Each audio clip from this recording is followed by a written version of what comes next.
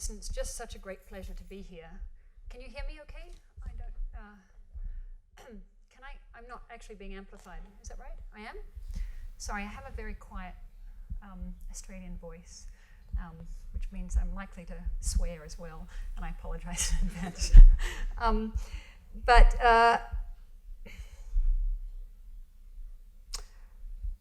We're in Boulder, and Boulder is a really interesting place. And if we're not redesigning our relationship to natural systems, which I argue is a space race of the 21st century, the most complex, challenging systems design project that we face, if we're not doing it here, where are we going to be doing it, right? Who's going to be reimagining and redesigning our relationship to natural systems? If it's not us, here, now. And I think this is why I'm here, and conspiring with Marta and Marcel to really think about how we can address what I call the crisis of agency. And that's the more insidious crisis that's been revealed by the climate crisis, which is, what do I do? What do I do individually? What do I do collectively? What do I do with my family? What do I do with my university? What do I do in my course? What do I do to address so many challenging environmental, political, and social issues? Right? I think that's a crisis we face. And certainly in our shared urban infrastructure, the challenge to reimagine and redesign these legacy systems is urgent. That's actually largely why I developed what I call the Environmental Health Clinic, which is an institutional framing. And I suppose what I'd like to do in this, I think, really formative and influential design school in a place that we'd like to think has intellectual leadership in this area of environmental design. The Environmental Health Clinic, briefly, is a framing. Oh yeah, I was going to say, there's one thing that I think is challenging to design now, is having to design at multiple scales, in multiple media, in multiple systems, right? And as I said, I think the thing that is attracting the best and the brightest, the students to this college, the most challenging and important design project of the 21st century, the space race of the 21st century, is redesigning our relationship to natural systems in order to improve our human and environmental health. So that's what the Environmental Health Clinic is set up for, to frame what we do, to give us a space where we can address what do we do, and make it accountable to human and environmental health, right? Health as the proxy for the common good, right? So not designing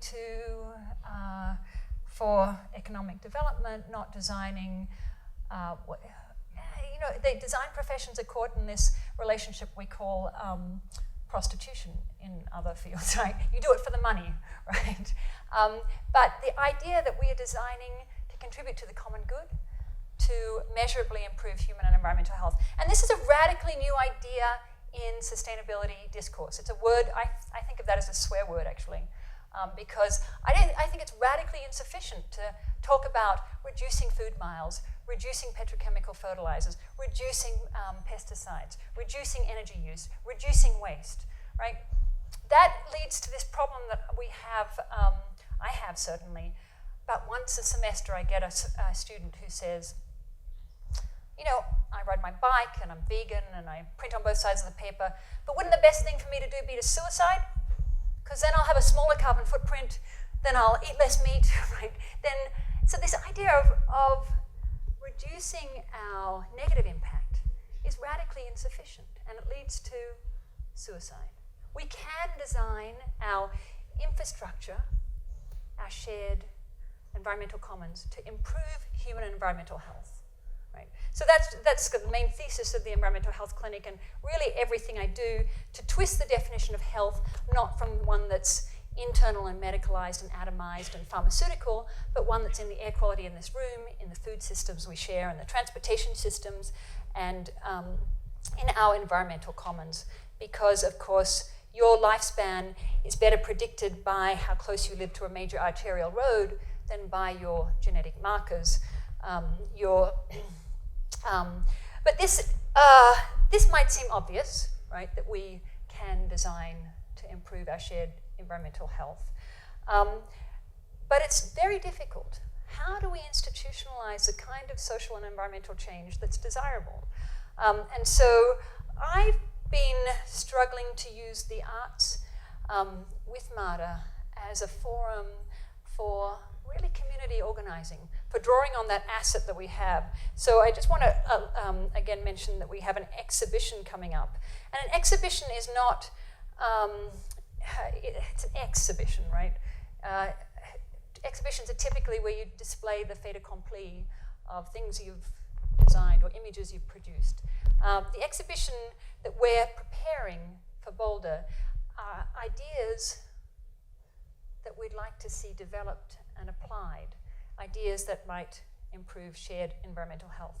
And here's another institutional framework that I've begun to use called the Museum of Natural Futures, that in fact we can produce a future where biodiversity doesn't look dead and stuffed, but where it looks like this, which is from an exhibition I did in MACBA, Museum of Contemporary Art in Barcelona last week, where there are propositions for infrastructure design changes, and people are placing bet coins on systems that they would like to. So you'll see this here. And what the great pleasure of this exhibition was the first time I was able to exhibit garbage in and so this is something we'll talk a lot more about. And this is the other big idea that I'd like to talk to you about. So just put this in your head, mutualism. And I'll introduce the idea that what we're trying to do is mutualistic systems design, which necessarily means being accountable to many diverse people, and not a cost-benefit analysis, but a benefit-benefit analysis. So I'll come back to what mutualistic systems design really means, but I think it's a powerful framework that we learn from natural systems that can guide how we can really reimagine and redesign our relationship to natural systems. But let me give you some concrete examples of the projects that we're cooking up here for this X-Plan in Boulder.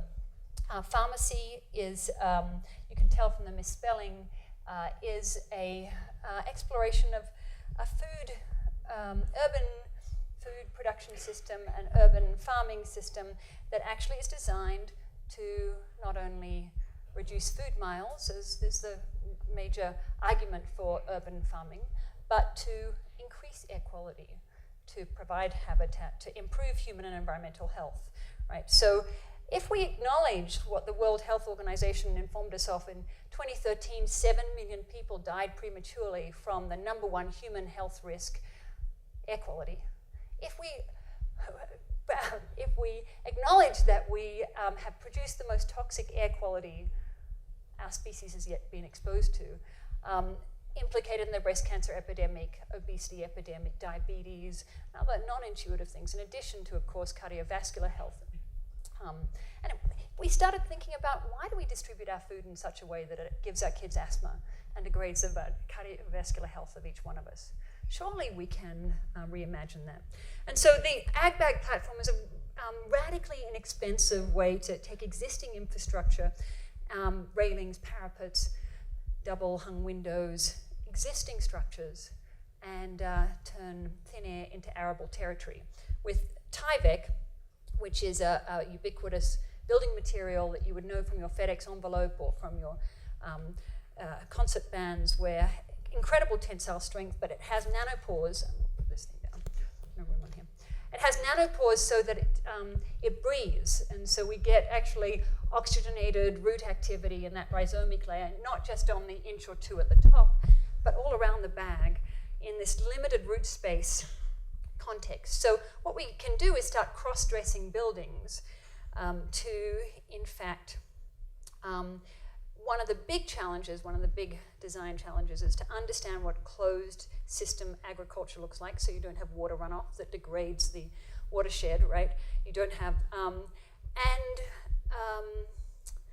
to address this human health risk.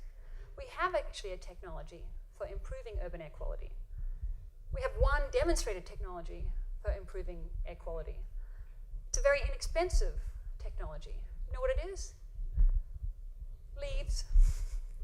Stomata, those little green lips that grab those that ultrafine particulate matter, and that stuff that's so fine that it's one of the low-hanging fruits of the greenhouse gases, right? It changes the color of the reflectance of the atmosphere and the color of snow. And it's so small it goes into your pretty pink lungs and through your cardiovascular system. But the stomata, of course, intercept it. So if we were to incentivize and design an urban agriculture system that really did reintegrate vegetation back into our urban environment inexpensively and adaptably, we'd have to actually design many other aspects to make it work. So what would you grow in an urban environment that was, in fact, high nutrition value, high commercial value, highly perishable, non-distributable? Because, in fact, we don't want to be growing the same stuff as what's grown in the rural food shed, right? They're doing a good job of that. And in New York City, we have these rooftop farms where they have actually hundreds and hundreds of volunteers for Brooklyn Grange to grow the microgreens and the vegetables that the struggling family farms in 7 miles up the Hudson in Rockland County who have to pay their farm labor. They don't have all these hipsters volunteering to do it. They don't have preferential access to chefs, and they don't have the access. So we've got to design a food system that works well, a non-compete agreement with rural agriculture to so this kind of systems design. So what would you design that maximized the leaf area index, was highly perishable and non-distributable, and had high nutrition value and high commercial value? What would you wouldn't be growing carrots, right? You wouldn't be growing microgreens. You'd be growing flowers. Flowers are the most nutrient-dense foods we know of. They're high color, signals potent antioxidants, powerful phytochemicals that help guide us towards a food systems that are based on nutrition, not on calories, not on the metaphor of food as energy that you burn. So the black pansies, if you pick those, within 5 minutes they lose their delicate volatiles, that lovely smell and taste. They become tasteless.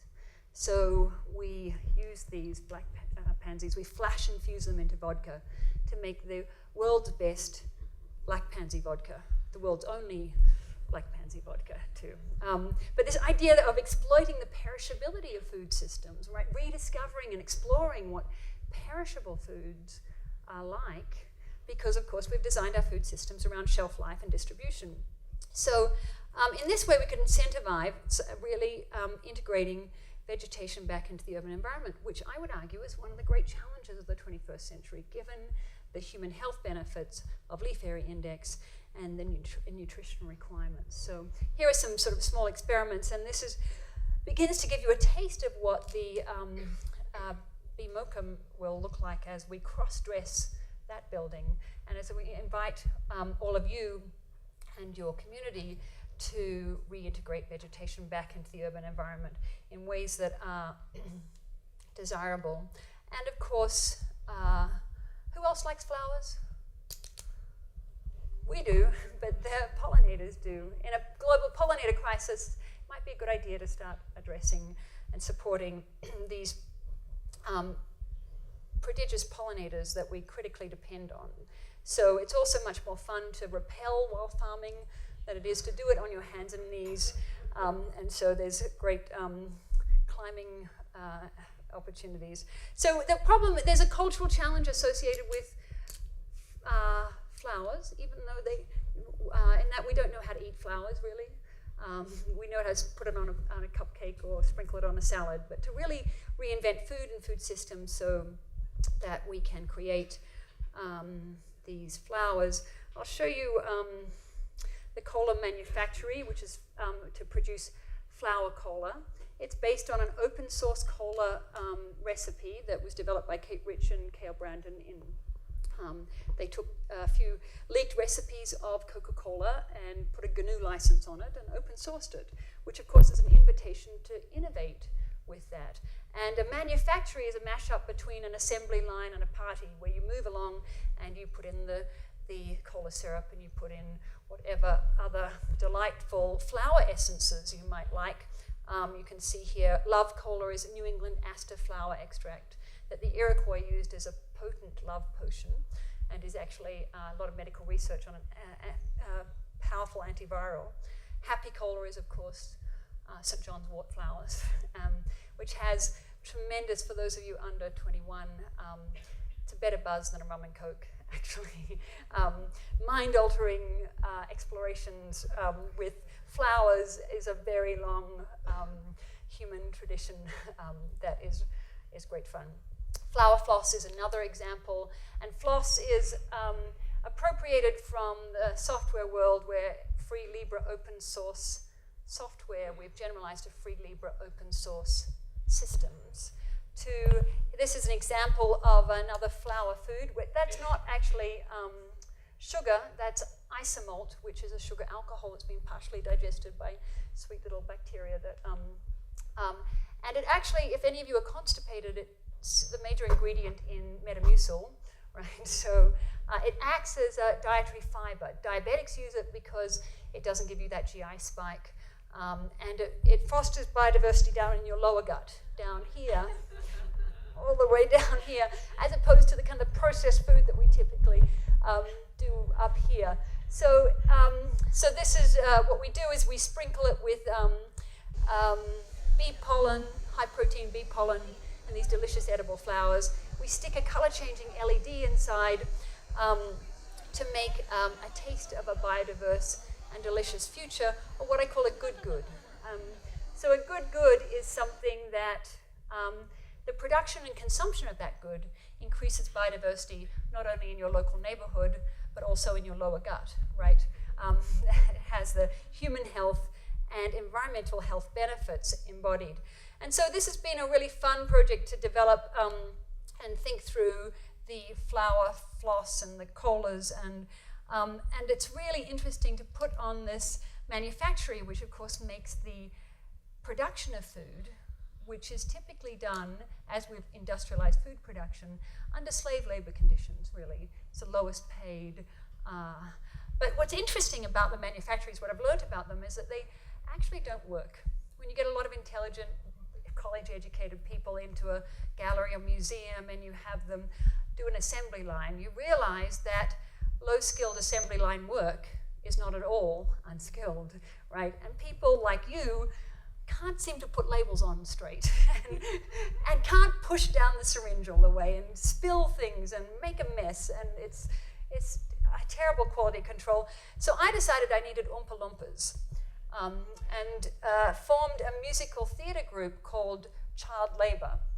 And so now children perform in musical but efficient assembly lines to produce these good goods and to sing about them as they produce them, well rehearsed, and of course their adoring parents and loving community purchase the products.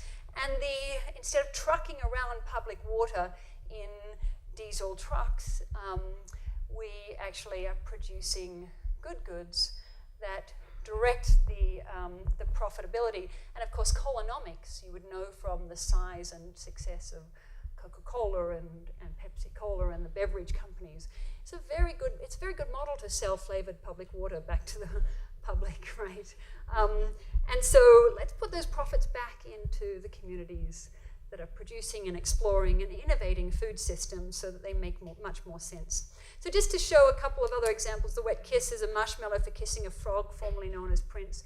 So ways that we can think about, this is a marshmallow with rum agriole, creme de violette, cognac, lime juice, Turkish pepper, J. labidum, and violocian. J. labidum, you might not have heard of. It's a ubiquitous soil bacteria that's associated with wetlands.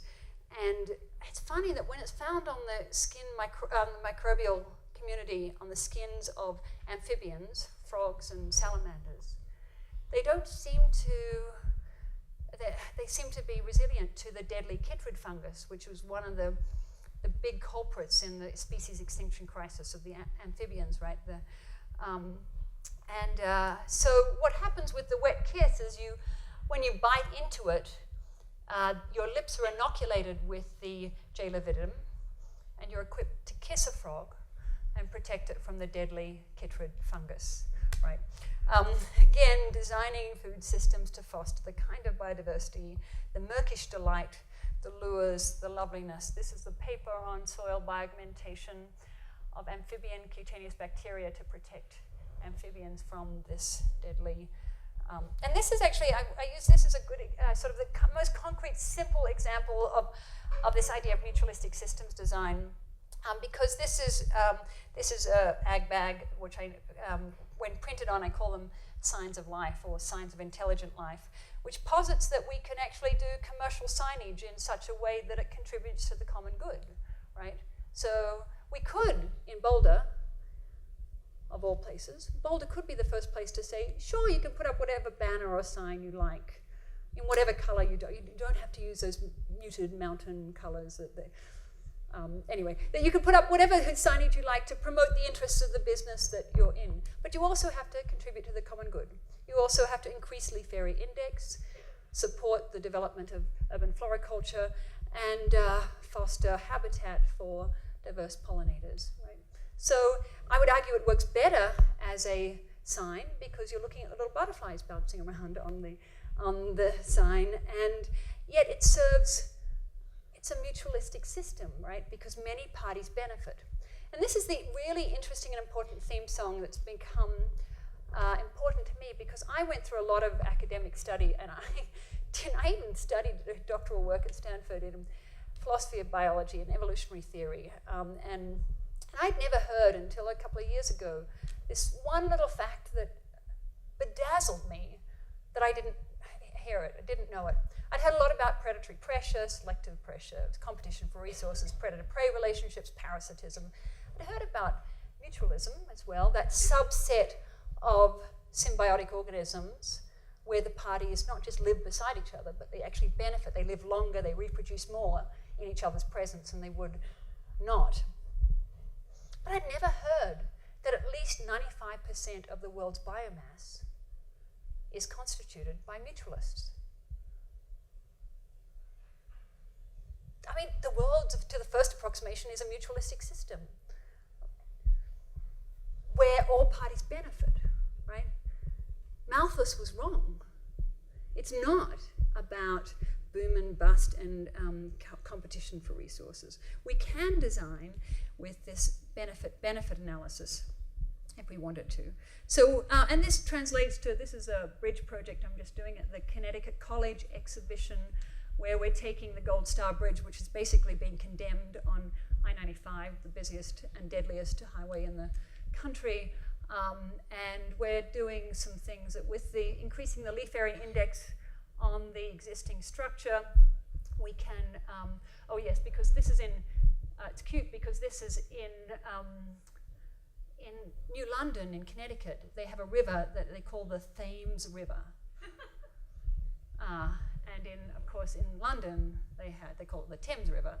And they recently had a big bridge design competition where all the star architects, as you probably know, designed bridges, and Heatherwick won with a big, massive concrete new build that is decorated with a little bit of green on the top. So this is the Garden Bridge. We're taking the Gold Star condemned bridge and making the new Garden Bridge over the Thames, and doing a whole lot of things that would turn the bridge, okay, you can see the horizontal synchronous oscillation that happens with bridges that wear out their bearings, which is the big structural problem here. We're actually damping that with a tripod system that becomes a nest for the ospreys and the bald eagles that live there, invitational nests. We're putting mussel rope cultivation underneath because mussels are the heavy lifters of water quality improvements. so that those mussels capture tidal energy, generate actually. The mussel shells are a great mix for creating cement, for reinforcing the bridge, but also improving air quality, water quality. We can improve air quality with the leaf area index that we can get on the bridge. We can actually more than tenfold absorb the pollution that comes from the traffic that crosses the bridge, and etc. We can demand that our bridges are no longer places that icons that, that are routes from A to B, but in fact, bridges now need to do more. They need to, in fact, improve water quality, improve air quality, create habitat, create a viable aquaculture, and of course, stand up to more extreme environmental conditions. I'm trying to go quickly because I want to get to the tree office, which is but just let me show you that this kind of idea of this reciprocity is a systematic approach that we can, the irreducible complexity that characterizes urban ecosystems is manageable. So this is the phenological clock, which has been a useful diagramming for me to understand the temporal dynamics of complex ecosystems. This is a January through December clock face with the, you can see that around the blue is the rainfall, and when things bud, bloom, emerge, or migrate. So in the middle, each species, this is 85 species that live in West London. Each species, flowering perennials at first, in the first set of circles, the insects that depend on those flowering perennials, which come out about 2 weeks later now, so those caterpillars that are timed to emerge with, they get screwed, right? And then the birds that depend on the insectivorous resources, right? The fledglings come out when the biomass of caterpillars is highest, and when that's shifted, or the caterpillars aren't there, then the fledgling survivorship is low. And then, of course, the big biomass of the tree species around the outside, when the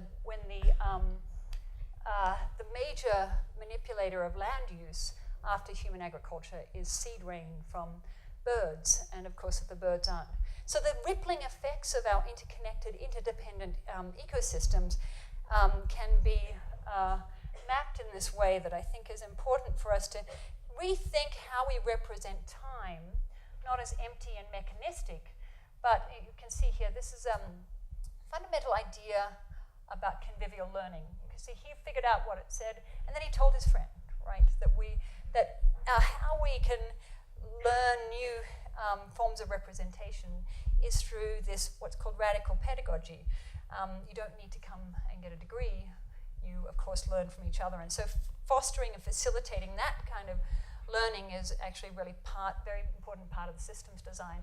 But changing how we represent time and these fingerprints of local ecosystems, changing that we can turn our attention to natural systems and really understand that time is, of course, seasonal. Phenology is the most sensitive indicator of climate destabilization. And we're working on a phenological clock for Boulder that, this is the recent one that we start by putting an empty one and ask and invite people to put their observations up in there. So I'm going to skip through a few projects, but just to show you a little bit about radical pedagogy, this idea that we can change our transportation systems and of course use bikes, not in the way that cities have paternalistic designed these city bike programs, but in where we can reimagine our bikes. They're icons of anarchistic mobility, and the way that city bike and city share bike programs have been designed is problematic to me. Well, we can go on about that. But this is a project called Bike Messenger, where we actually equip the bikes with persistence of vision displays, LEDs, blinky blinkies, that actually, as you go through, we kind of do a mashup between a community radio, college radio, and a local newspaper. And we put information, we geolocate information. So as you go through the intersection, you see the traffic fatalities at that intersection. We've just done one Connecticut College, where as you go through the intersection where a young Pakistani international student was killed, hit by a car, it shows his artwork that was there. His death has been erased from the urban infrastructure, but we can locate information around and in our spaces to demand that we address and reimagine and rethink. Because of course a cyclist is not a bus stop ad. You can stop and, what's that on your wheel? Why is that there? What do we do about it? How do we change it? This is the new bike stand desk where we can, bikes of course are extraordinary. Okay, I'm going to just jump through a few projects because just child labor is a very effective way to work. But I want to get to, again, it's going to the infrastructure of how we do urban lighting. Because lighting design is ours to reimagine. We don't have to. Does anybody here not know that moths are attracted to light? We all know this, right? But why don't we design our urban environment and our urban lighting as if we know this? Why do we sacrifice hundreds of thousands of these prodigious pollinators every night, frying them, bedazzling them, feeding them to the bats? The Moth Cinema is exploring how we might reimagine that relationship. It's a silver screen that hangs in a park, illuminated according to a screening schedule. When the light attracts the moths actually, instead of being bedazzled and fried, they find a moth garden full of pollinator, host plants, nectar plants, resources for them to bounce around and cast dramatic shadows. And this is, again, in the Museum of Contemporary Art. We can take our facades, we can animate them with these lively creatures. And in fact, what I did recently was actually relaunch them as a space for new composition. So in addition to the dramatic shadows that are cast by the moths and the plants, we have been commissioning nocturnes to, if you will, play melodic meditations on the night, to play, to suspend our attention so we can consider the presence of these organisms. But then this is the first cross-species performance venue where we transpose the nocturnes in real time into the ultrasonic spectrum so that the moths can hear them as well, right? So moths have tremendously good hearing, probably the best of any species on Earth because they co-evolved with bats, right? And butterflies are deaf, but moths hear in their whole thoracic chamber in the ultrasonic spectrum. And so we can see if the moths like the nocturnes. But also, we're simultaneously jamming the moth detection capacity of bats, right? Blinding the bats with the sound to make a safety shield. So this is a principle that you can see in here that's being exercised, that we've seen. It's one of the best ideas in marine reserves where we see our strategy organisms within a single season increase 400% and resupply the surrounding area. This is the ultrasonic speaker, but these are our strategy organisms, right? Moths, insects are our lever arm on global biodiversity. They will lay 200, 2,000 eggs at a time, right?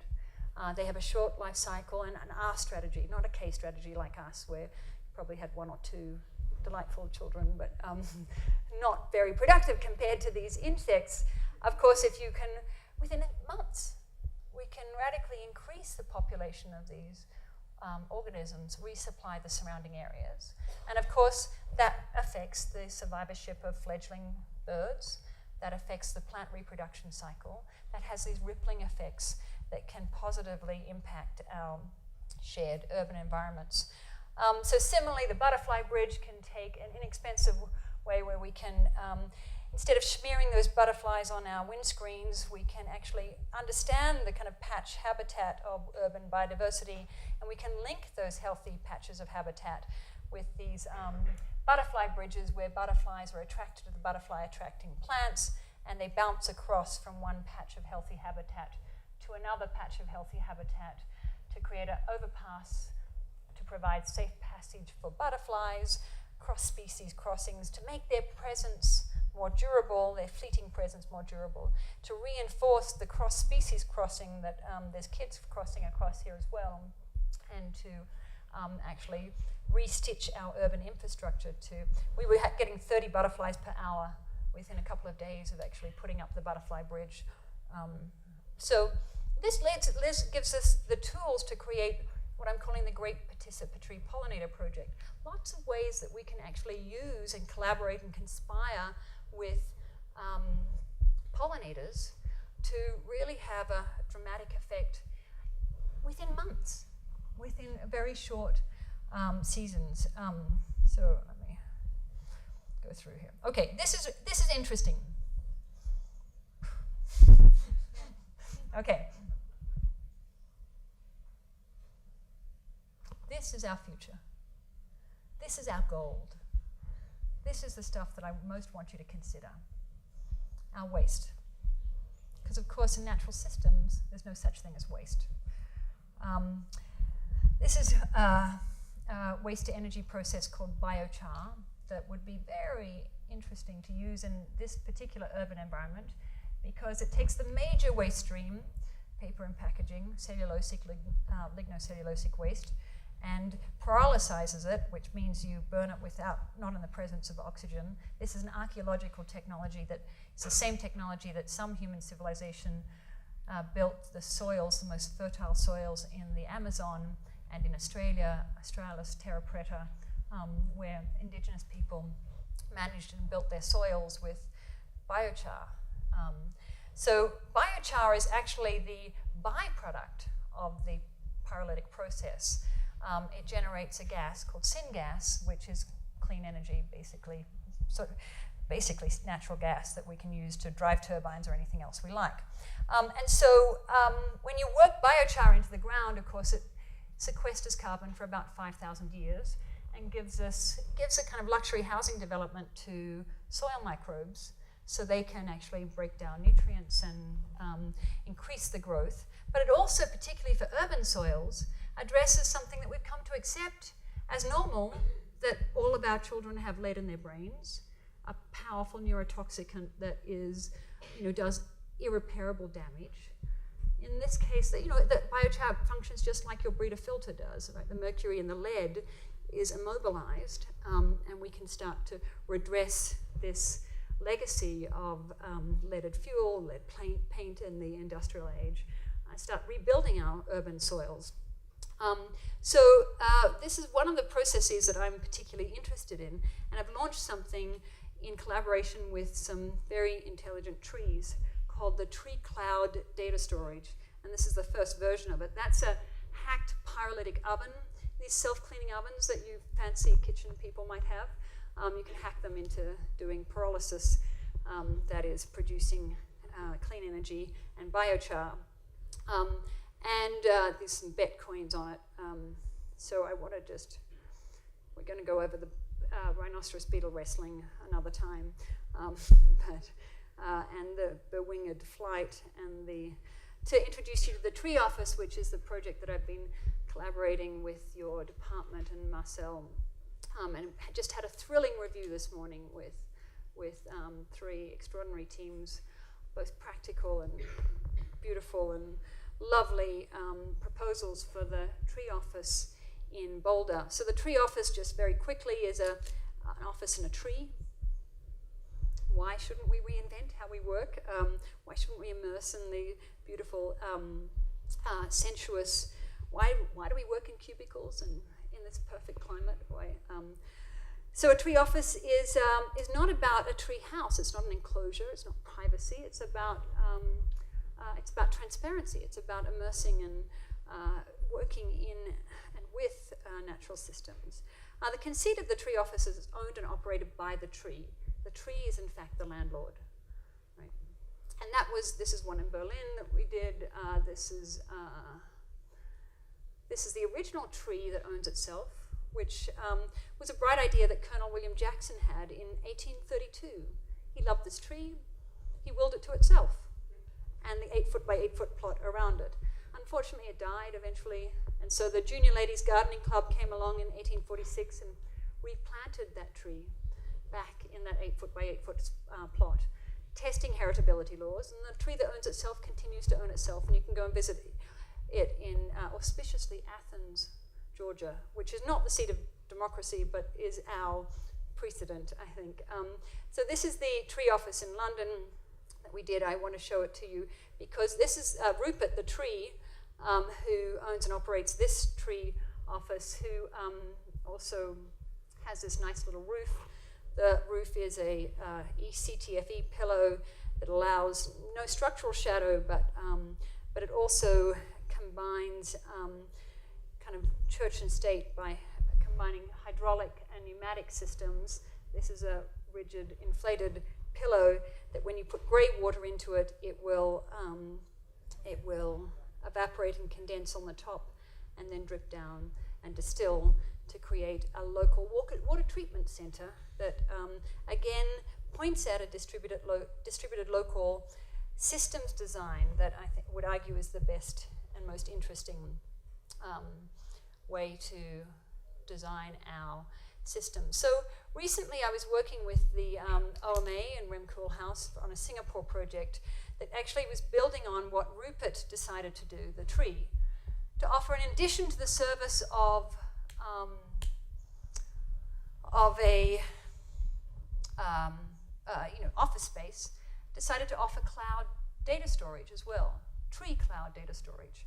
Okay, so tree cloud data storage takes that leaf area index, which is the dimensionless ratio of leaves over, how many square meters of leaves do you have over 1 square meter of ground, and indexes that to the cloud data storage, right? It drives the energy required to store your Instagram images and your Facebook posts, because you probably know that, or maybe you don't, that the more polluting than the entire airline industry is the fastest growing sector of the economy and of the digital economy, cloud data storage and internet services. More polluting than the entire airline industry, currently doubling every year, giving it away, your Apple storage or Google storage.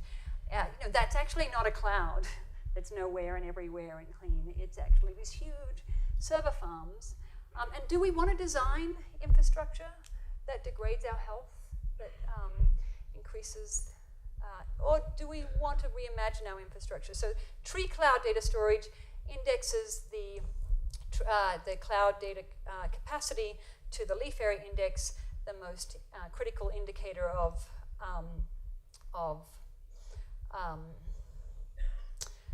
human health, and allows us to imagine how we might design infrastructure powered by the paper waste of the office itself. When you scale that up to a campus, we could in fact change the divestment campaign that has been the most successful student campaign, which is again this negative activism to say let's divest from fossil fuels, and 300 campuses across the country have divested their endowments from fossil fuels, which is great, except then what? A reinvestment campaign that would suggest that students organize around redesigning their shared infrastructure for data storage, their infrastructure, as opposed to fighting the bad guys, the same ones that you'll probably plug into, finish. I'm going to finish in 2 minutes, but I want to actually finish with the, yes, I've got 2 minutes. 2 minutes, yes? I want to finish with another example of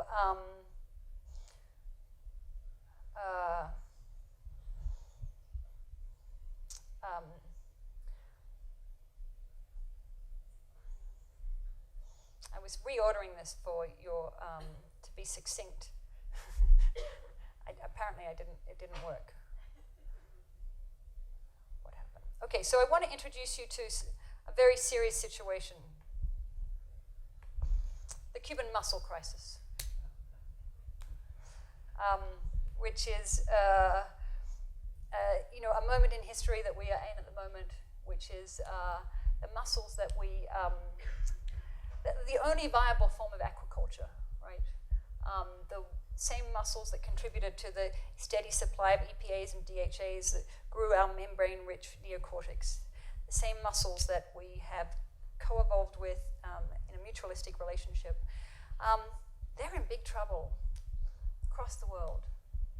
Aquatic ecosystems across the world, of course, but the mussels are great sentient organisms because anything that goes on the terrestrial ecosystem ends up in the mouths of mussels.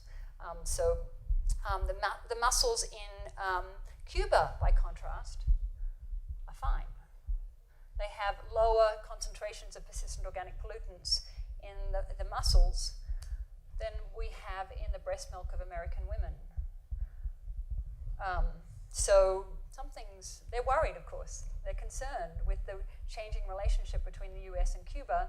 What's going to happen to this extraordinary macrological diversity of the marine and freshwater mussels in Cuba? And can we redesign leapfrog technology, open tech, that suggests a very different relationship between the two countries, a very different systems design that facilitates a kind of sail freight and harmless pirates of the Caribbean. So I just want to finish with a little project called Peer-to-Peer, which upgrades the terrestrial aquatic interface in the form of a pier that looks like this. No rigid members, transparent pier. You know, a pier is a kind of open handshake, if you will, to say, let's reimagine those relationships. This is the existing pier infrastructure, and this is how we're responding to the more extreme conditions in our unshoreline, if you will, our aquatic terrestrial interface, with increasing rigidity and mass, the stranglehold in the public purse that we see being put into a form of design that we know has catastrophic failure modes and cannot address the more extreme climate conditions, even as it becomes more expensive and more brutal and harder. So can we paradigm shift from rigidity and mass to buoyancy and tension, where this is a unit which is a submerged buoy with helical anchors that gives us a fixed point in the same way a concrete pylon does, but for about 1,000 times less expensive, or maybe 10,000 times less expensive. It also is about 100 times stronger. It doesn't have this catastrophic failure mode where it can pick up and become a rigid, battering ram like the boardwalk did in Far Rockaway Beach in Superstorm Sandy. And in fact, it can have these bio-oscillators, these mussel cultivation ropes that have oscillators on them that capture tidal energy, and they can have these pillows that, of course, are transparent and desalinate the water and facilitate photosynthesis. So all the biogeochemical processes that produce healthy ecosystems go on. So this is a pier that, in fact, improves water quality, is cheaper, stronger, and embodies a new sort of relationship. Because I think this is the challenge we face. How do we redesign our relationship to natural systems? How do we design on many different levels? How do we conspire with these tremendously diverse, extraordinary mutualistic organisms, which we are interdependent with and through? How do we create a biodiverse future? And I'm going to tell you one thing. It's hard, and it requires every single one of you to figure this out. Mada and Marcel and I are working with BMOCA and a couple of other wonderful institutions to suggest that Boulder really could take intellectual leadership. And if Boulder doesn't, who will? Thank you very much.